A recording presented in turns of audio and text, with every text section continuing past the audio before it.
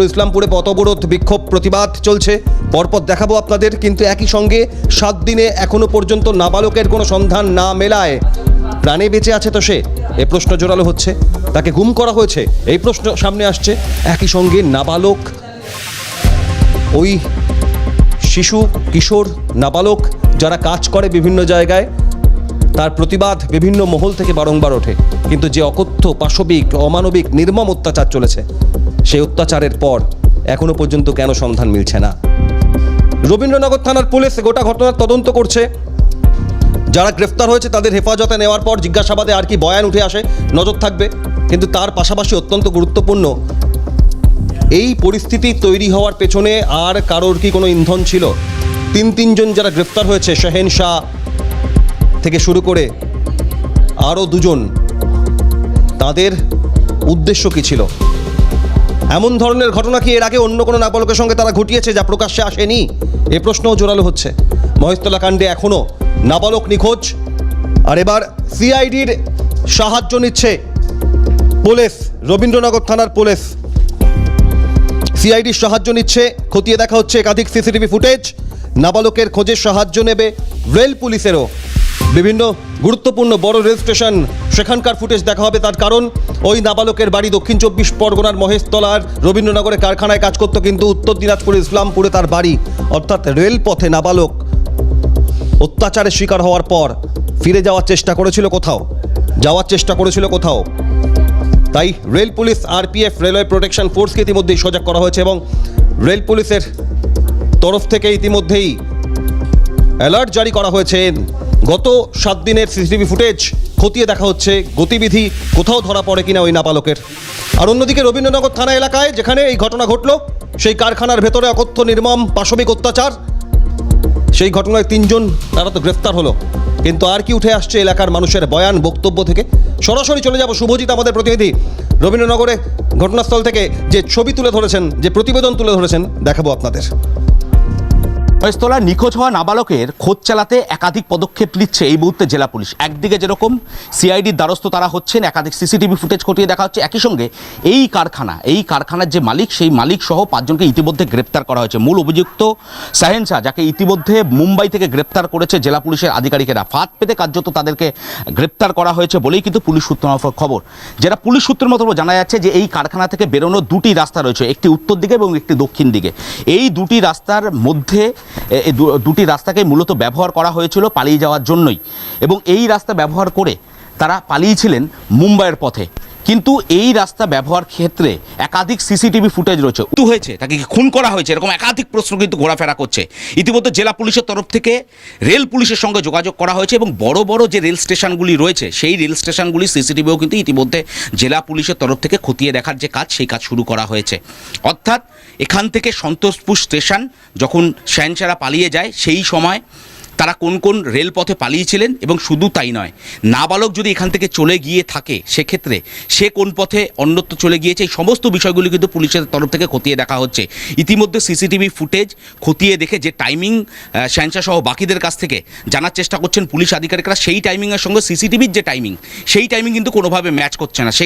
সেক্ষেত্রে কি কোনোভাবে তারা মিথ্যা কথা বলছেন, তদন্তকে বিভ্রান্ত করার চেষ্টা করছেন, এরকম একাধিক প্রশ্ন ঘোরাফেরা করছে। ইতিমধ্যে অ্যাডিশনাল পুলিশ সুপার তিনি জিজ্ঞাসাবাদ চালাচ্ছেন 5 জনকে, এবং তাদের জবানবন্দি, যেরকম পুরনো যে জবানবন্দি রয়েছে, সেই জবানবন্দির সাথে নতুন করে জবানবন্দি খতিয়ে দেখার কাজ চলছে। একই সঙ্গে কিন্তু 5 জনকে মুখোমুখি বসিয়ে জিজ্ঞাসাবাদও চলবে যে এই নাবালক এই মুহূর্তে কোথায় রয়েছে, যদি তাকে খুন করা হয়ে থাকে তাহলে তার দেহ কোথায়, কীভাবে লোপাট করা হয়েছে, এরকম একাধিক প্রশ্ন রয়েছে। ক্যামেরায় সায়ন্তনের সঙ্গে শুভজিৎ, ক্যালকাটা নিউজ। রাজ্য গোয়েন্দা শাখা, সিআইডি, ক্রিমিনাল ইনভেস্টিগেশন ডিপার্টমেন্ট, তারা ইতিমধ্যেই সিসিটিভি ফুটেজ খতিয়ে দেখছে। তদন্ত সহযোগিতার জন্য রবীন্দ্রনগর থানার তরফ থেকে আবেদনের পর তারাও তৎপর। অন্যদিকে রেল পুলিশের সাহায্য নেওয়া। কিন্তু 7 দিন অতিক্রান্ত, এখনো পর্যন্ত 7 দিন, অর্থাৎ 168 ঘন্টা অতিক্রান্ত, কিন্তু কোনো রকম কোনো খোঁজ পাওয়া যায়নি নাবালকের। শুভজিৎ আমাদের প্রতিনিধি সরাসরি রয়েছেন। শুভজিৎ, 3 জনকে গ্রেফতার করার পর নিয়ে আসা হয়েছে পুলিশ হেফাজতের নির্দেশ দিয়েছে আদালত, সব মিলিয়ে তারপর আরও বয়ান পাওয়া যাবে ঠিকই, কিন্তু এখনো পর্যন্ত যে সূত্র তথ্য পুলিশ সংগ্রহ করতে পেরেছে তার পরিপ্রেক্ষিতে কি সম্ভাবনা, কি আশঙ্কা বা কোন কোন দিক খতিয়ে দেখছে এই নাবালকের সন্ধান পাওয়ার ক্ষেত্রে পুলিশ?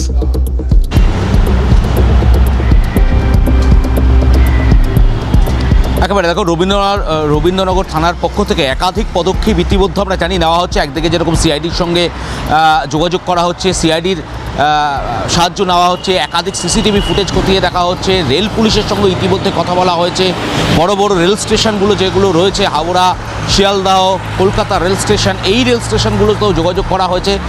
নাবালক যদি কোথাও চলে গিয়ে থাকে বা তাকে যেমনটা দাবি করা হচ্ছিল যে তাকে রাস্তায় ছেড়ে দেওয়া হয়েছে, কখনো দাবি করা হচ্ছে সে পালিয়ে গিয়েছে, অর্থাৎ বয়ানে একাধিক অসঙ্গতি রয়েছে।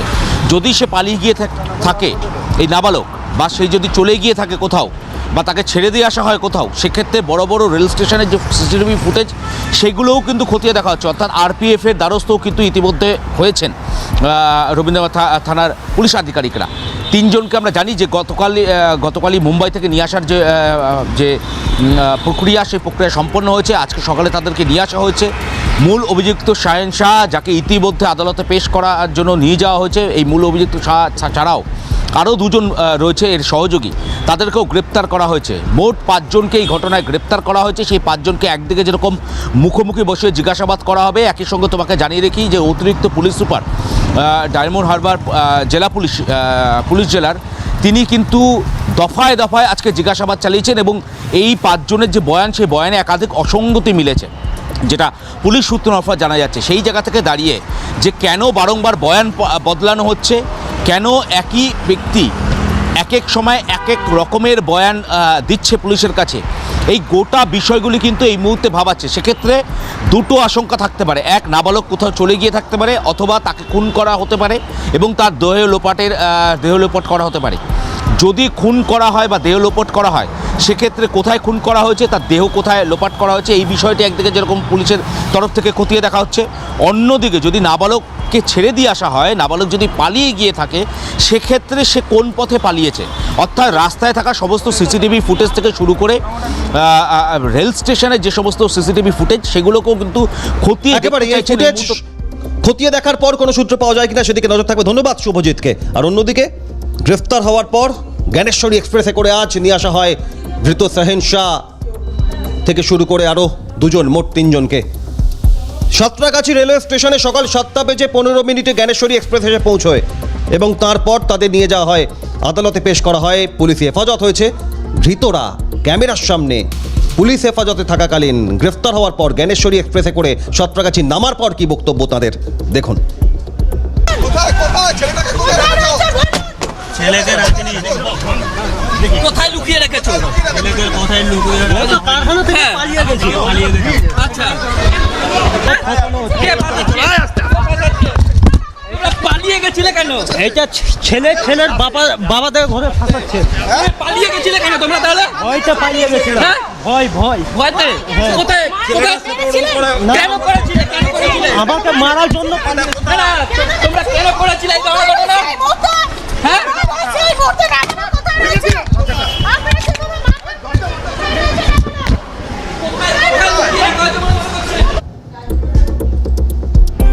অন্যদিকে মহেশতলা কাণ্ডে রবীন্দ্রনগরে এক নাবালকের ওপর পাশবিক নির্মম অত্যাচারের ঘটনায় ধৃত 3 জন, তাদের আদালতে পেশ করা হয় আজ। আলিপুর পুলিশ কোর্টে পেশ করা হয়।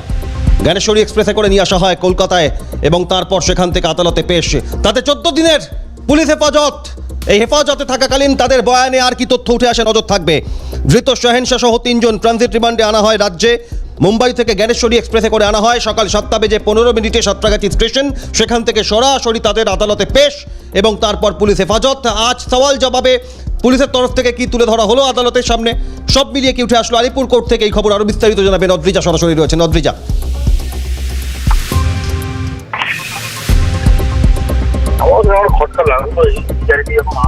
ফোনে রয়েছেন অদ্রিজা ঘোষ। অদ্রিজা, এখনো পর্যন্ত আজকে 3 জনকে আজ আলিপুর আদালতে পেশ করার পর কি উঠে আসলো খবর?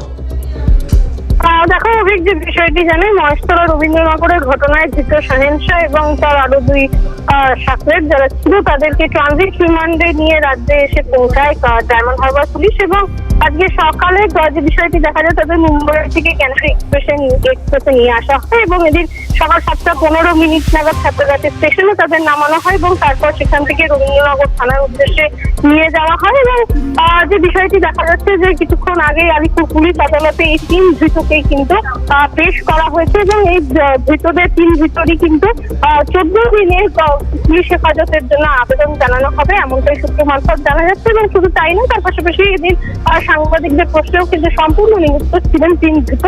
এবং এছাড়াও যে বিষয়গুলি জানা যাচ্ছে এই 3 জনের বিরুদ্ধেই কিন্তু যে সমস্ত ধারার মামলা রুজু করা হচ্ছে সেক্ষেত্রে 126 clause 2, 127 clause 2, 115 clause 2, 117 clause 2, 109, 351 clause 2 এবং 3 ক্লজ 5 ভারতীয় ন্যায় সংহিতার এই ধারায় কিন্তু মামলা রুজু করা হয়েছে। ধন্যবাদ অদ্রিজা যেমন জানালেন, এবং তাদের বিরুদ্ধে একাধিক ধারায় মামলা রুজু করা হয়েছে। মহেশতলা কাণ্ডে ধৃত শাহেনশা সহ 3 জন ট্রানজিট রিমান্ডে রাজ্যে আনা হলো। মুম্বাই থেকে জ্ঞানেশ্বরী এক্সপ্রেসে আনা হয়। 3 জনের বিরুদ্ধে একাধিক ধারায় মামলা।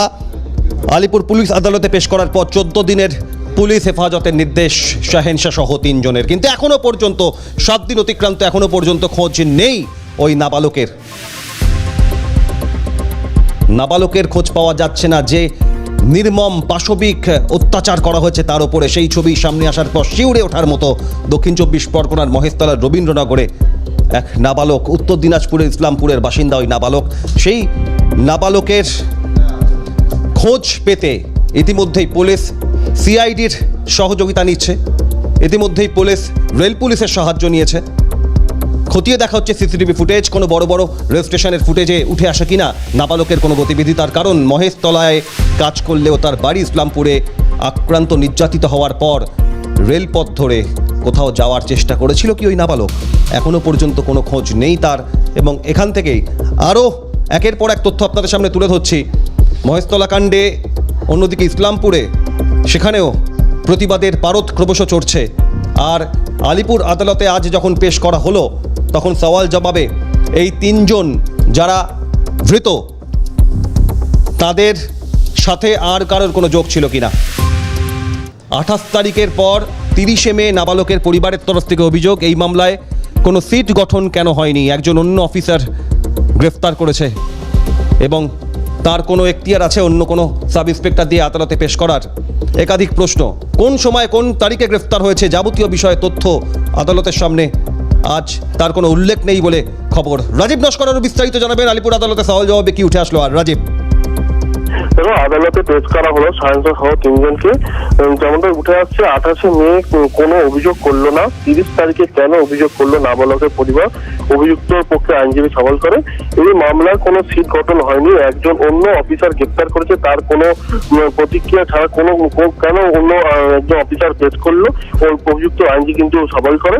এবং কোন সময় কোন তারিখে গ্রেপ্তার করা হয়েছে কোনো উল্লেখ করা নেই, এমনটা কিন্তু অভিযুক্ত পক্ষে আইনজীবী কিন্তু সওয়াল করে। অন্যদিকে নাবালককে এখনো পাওয়া যায়নি, আমরা এখনো চালাচ্ছি খোঁজ, উদ্ধার হয়নি। প্রথমে এটা আরো বলে বাচ্চাটাকে প্রথমে উল্টো করে ঝুলিয়ে মারধর করা হয়েছে, এরপর তাকে সেখান থেকে সরিয়ে দেওয়া হয়, কোথায় রেখেছে এখনো পর্যন্ত বাচ্চাটা উদ্ধার করা হয়নি। আরও কিন্তু আদালতের কাছে পেশ করে। ইতিমধ্যে কিন্তু কোর্টের এখন রিজার্ভে চলছে, এখন পরবর্তীকালে আদালত কি রায় দেয় সেটাই এখন দেখার বিষয়। একেবারে নজর থাকবে আমাদের। ধন্যবাদ রাজীব যেমন জানালেন আলিপুর আদালতে আজ যা উঠে আসলো। আর অন্যদিকে এই নাবালকের পরিবার উত্তর দিনাজপুর ইসলামপুরে, পরিবার, প্রিয়জন, প্রতিবেশী তারা বিক্ষোভ, পথ অবরোধ, প্যার চালিয়ে কেন খোঁজ পাওয়া যাচ্ছে না নাবালকের সেদিকেও নজর রাখুন। অন্যদিকে আলিপুর কোর্টে আজ পেশ করা হলো শাহেনশা সহ 3 জনকে। সেক্ষেত্রে দাঁড়িয়ে সওয়াল জবাব হলো অভিযুক্তদের তরফ থেকে আইনজীবী, তার কি বক্তব্য দেখুন।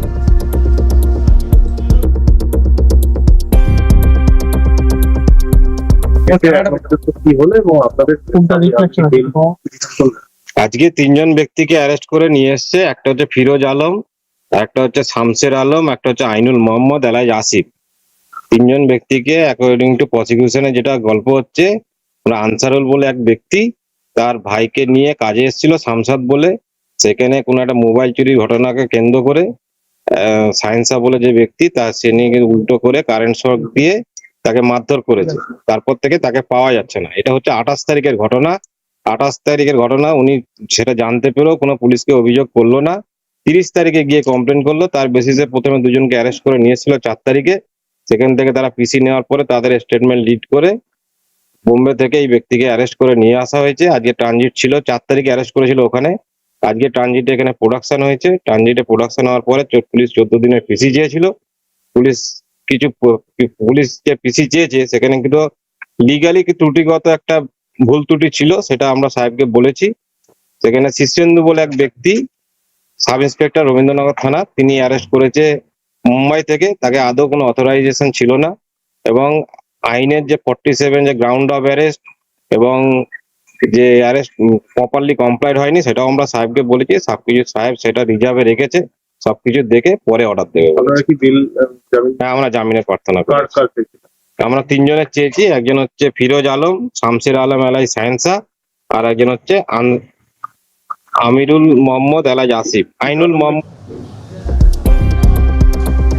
শুনলেন অভিযুক্তের আইনজীবীর বক্তব্য। রবীন্দ্রনগরে একদিকে নাবালকের কোনো খোঁজ নেই, অন্যদিকে ধৃত 3 জনকে আদালতে পেশ করার পর সেখান থেকে আর কি উঠে আসে নজর থাকবে। কিন্তু একই সঙ্গে নজর রয়েছে উত্তর দিনাজপুর ইসলামপুর থেকে দক্ষিণ 24 পরগনার মহেশতলায় কাজে এসেছিল ওই নাবালক, নির্মম পাশবিক অত্যাচারের শিকার হয়েছে। আর 7 দিনে কেন তার খোঁজ পাওয়া যাচ্ছে না, তার পরিপ্রেক্ষিতে তার খোঁজার দাবিতে, তার সন্ধানের দাবিতে বিক্ষোভ প্রতিবাদের পারদ চলেছে উত্তর দিনাজপুর ইসলামপুরে। আজ পথ অবরোধ করে বিক্ষোভ পরিবার, প্রতিবেশী, প্রিয়জন, পরিজন, এলাকার মানুষের। সরাসরি চলে যাব উত্তর দিনাজপুর ইসলামপুরে। নন্দদুলাল আমাদের সঙ্গে রয়েছেন।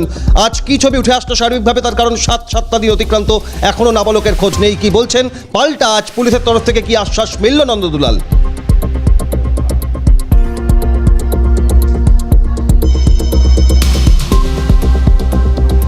দেখো, আমি বলে রাখি যে 7টা দিন পেরিয়ে যাওয়ার পরেও কিন্তু এখনো পর্যন্ত সেই নাবালকের কিন্তু এখনো পর্যন্ত উদ্ধার করা যায়নি। অর্থাৎ পরিবারের লোকেরা যেটা জানাচ্ছেন, সেই পরিবারের লোকেরা যেটা জানাচ্ছেন যে তাদের যে নাবালক, সেই নাবালককে কেন পুলিশ এখনো পর্যন্ত উদ্ধার করতে পারলো না, এই নিয়ে কিন্তু বারংবার কিন্তু প্রশ্ন তুলেছেন। এবং পাশাপাশি যে অভিযুক্তের দৃষ্টান্তমূলক শাস্তিরও দাবি জানিয়ে আজকে কিন্তু সেখানে মাটিকুণ্ডা এলাকায়, ইসলামপুরের যে মাটিকুণ্ডা, সেই মাটিকুণ্ডা এলাকায় কিন্তু সেখানে বাজারের মধ্যে কিন্তু সেখানে টায়ার জ্বালিয়ে রীতিমতো কিন্তু বিক্ষোভ দেখাতে থাকেন। এবং এলাকাবাসীরা সমেত এবং এলাকাবাসী পরিবারের লোকজন এবং নাবালকের যে বাবা মা দুজনে মিলেই কিন্তু সেই বিক্ষোভ কর্মসূচিতে কিন্তু সামিল ছিলেন। তাদের একটাই দাবি, তাদের সন্তান তাদের কাছে ফিরে আসুক। প্রশ্ন হচ্ছে যে, প্রশ্ন তুলেছেন পরিবারের লোকেরা যে এই ছেলেটিকে কোথায় লুকিয়ে রেখেছে বা এই ছেলেটি কোথায় রয়েছে। একেবারেই সেই খোঁজই চালাচ্ছে পুলিশ। ইতিমধ্যেই পুলিশ, সিআইডি, রেল পুলিশের সহযোগিতা দিয়েছে। খুঁজে পাওয়া যাক নাবালককে, এই প্রত্যাশা আমরা রাখবো। তবে পুলিশি তদন্তে আর কি উঠে আসে তার নজর থাকবে ধারাবাহিক। আপাতত এখানে শেষ করছি, আপনাদের নজর থাকুক।